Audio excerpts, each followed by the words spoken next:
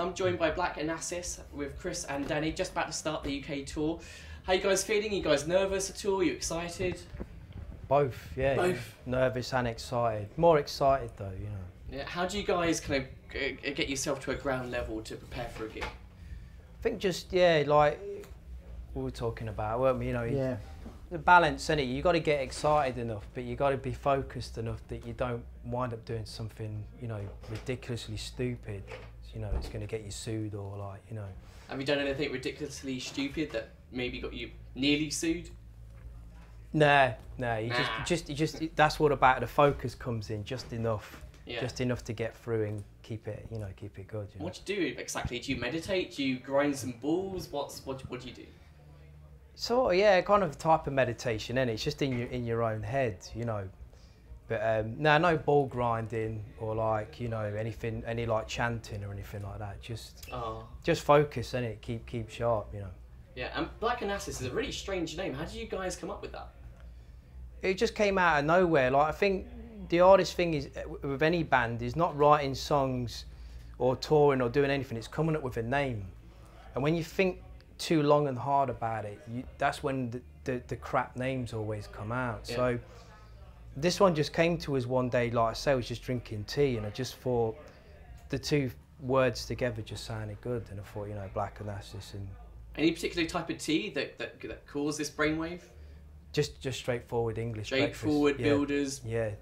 Milk, 2 sugars. Yeah, no sugar, but no fancy stuff. You can't have sugar.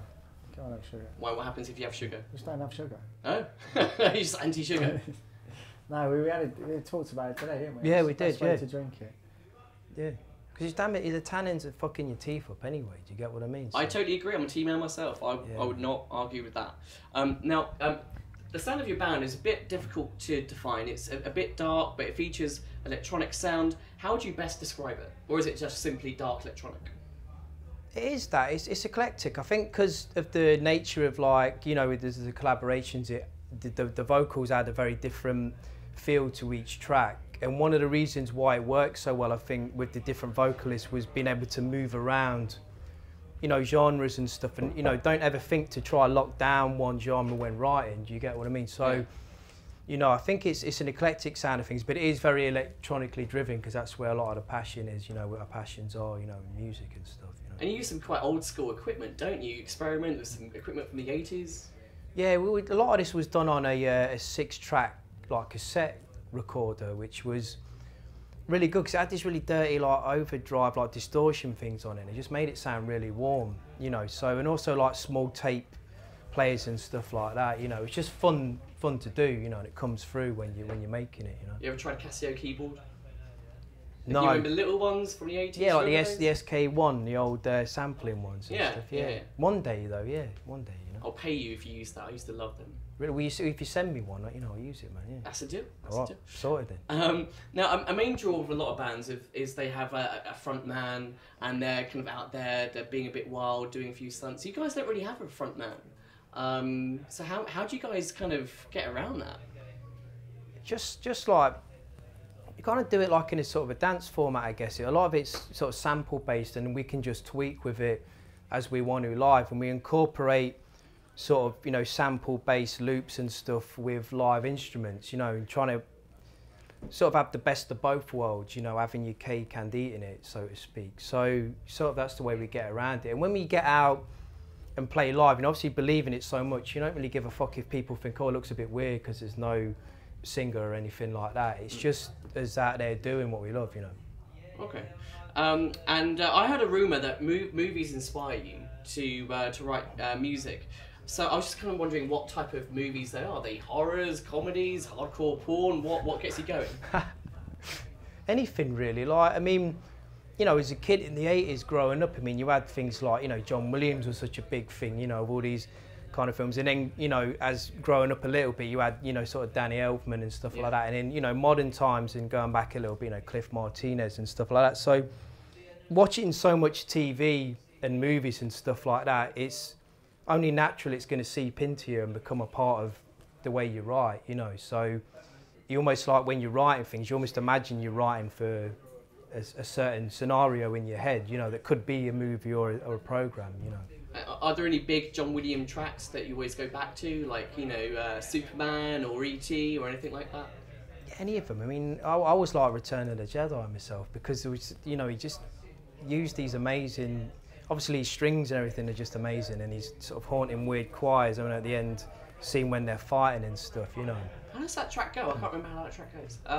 It's not the main theme. You're not talking about the main stuff. No, it was like it's when like Luke's fighting Darth Vader at the end, and the Emperor's like kind of sitting up there, you know, kind of being a bit weird, and just like a really just beautiful bit of music, really moving. Choir, you know. isn't it? It's like It is a choir, yeah. It looks choir, like almost like Templar type yeah, monks, isn't there? Yeah. And that's the one that really kind of gets you going and unlocks your creativity. Yeah, and then going further back than that, anything you like, you know, Bernard Herrmann or any of those sort of, you know, kind of things, you know, the old Hitchcock or Taxi Drive, you know, gets you going every time, don't it? You know? Yeah. Now I know that you live in New York, and Danny, you live in Leicester. I do. How does that work? Because that is not exactly around the corner, is it? How do you guys practice and gig? Do you do that over webcams, or do you just have very expensive airfares every month?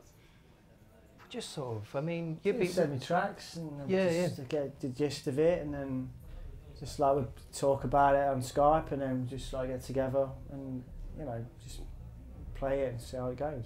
Yeah, I know that Chris, you were quoted as saying that you like New York, you love New York, but you hate the weather, especially when it's really sunny.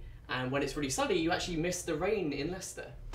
What's that about? You do miss the rain. It's weird. It's the things about. The thing in New York is like in the winter it's dead dry, you know what I mean, and you're dried out, and it's weird. In England, I know certain like feel to it, you know, the damp and all that sort of thing. Like you see it in a different way once you leave it. You get, you know, when you're looking into it from somewhere else, you know. So yeah, I do miss the rain a bit. Yeah. Now, Chris, most people will obviously know you from Kasabian. Do you have any concerns about people doing any comparisons with your band now and Kasabian? Not at all. No, I mean, it's very normal. Like, you know, most people have been exposed to music I've done has been with, you know, Kasabian. You get what I mean? So it's very normal to compare it, and also, you know, writing stuff in that band and contributing. You know, it's like, you know, it's a sonic footprint in their past. You know, so I think it's a natural thing. It don't bother me at all. Do you have any regrets? Nah, you can't live with regrets, man. You can't do it, mate. Nah, not at all. Now, guys, if someone hasn't heard your band before, what would you say to them to convince them to listen to your music and come to your gigs? I think it's just like, again, we were saying earlier about it, it's quite an eclectic mix of music and different sounds. You know, you can get people interested. Show-wise, you know, we do use like a bit of a visual element and stuff like that to mix in with the sound. So it's a lot, you know, it's a lot of experience of the senses and stuff like that. So I think, you know, there's something for almost everyone, you know, to come in and get something from, you know. Great. And have you guys had any embarrassing experience with anything that you've done around the band or on stage? Not really. I mean, loads of things, loads of mistakes happen on stage, but you know, if you make it look like you know what you're doing, you just cover it over. Yeah, if you like trip on a lead or something, if you do like a bit of a shimmy afterwards or something, or like, you know, make out like, you know, I was trying to do that. Yeah, that was really a dance move. Yeah, me falling over my own equipment. Yeah, exactly. Yeah. So yeah, you try kind of cover those, try kind of cement over that, you know. Cool. Well, guys, thanks a lot for your time and good luck with the tour. Thank you so much. Thank you. Cheers. Hello, I'm Chris. I'm Danny. We're from Black Onassis. Make sure you check us out.